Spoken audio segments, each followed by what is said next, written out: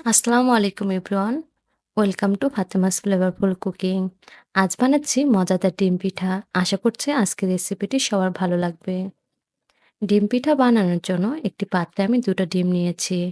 ডিমগুলো খুব ভালোভাবে চিনির সাথে মিক্স করে নেব। এখানে আমি ১ কাপ চিনি ইউজ করেছি।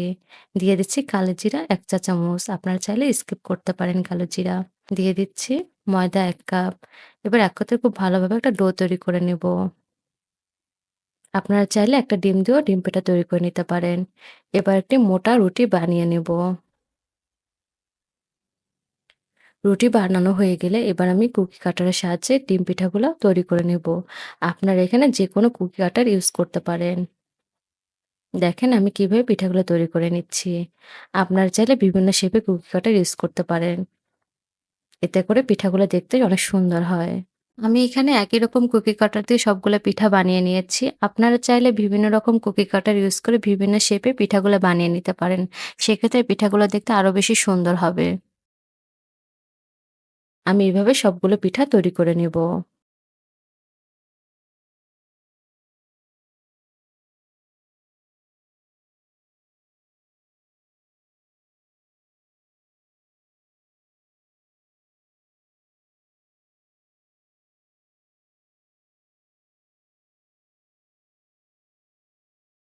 এবার একটি প্যানে আমি পরিমাণ মতো তেল দিয়ে নিচ্ছি।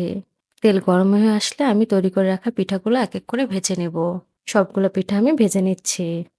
এভাবে উল্টিয়ে পাল্টিয়ে সুন্দরভাবে ভেজে নিতে হবে। পিঠাগুলোর কালার চলে আসলে উঠিয়ে নিতে হবে।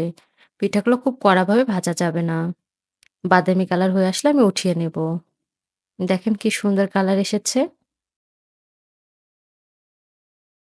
এবার পিঠাগুলো পরিবেশনের জন্য আমি উপর থেকে চিনিগুলো ব্লেন্ড করে দিয়ে দিচ্ছি। চিনিগুলো এভাবে ব্লেন্ড করে উপরে ছিটিয়ে দিলে পিঠাগুলো দেখতে খুব সুন্দর হয়। আপনারা চাইলে এটা দিতেও পারেন আবার স্কিপও করতে পারেন। আমি আমার পরিবেশনের ক্ষেত্রে আমি ইউজ করেছি। আশা করছি আজকের রেসিপি সবার ভালো লেগেছে। রেসিপি ভালো লেগে থাকলে লাইক, শেয়ার, কমেন্ট করতে ভুলবেন না। ধন্যবাদ সবাইকে। আল্লাহ হাফেজ।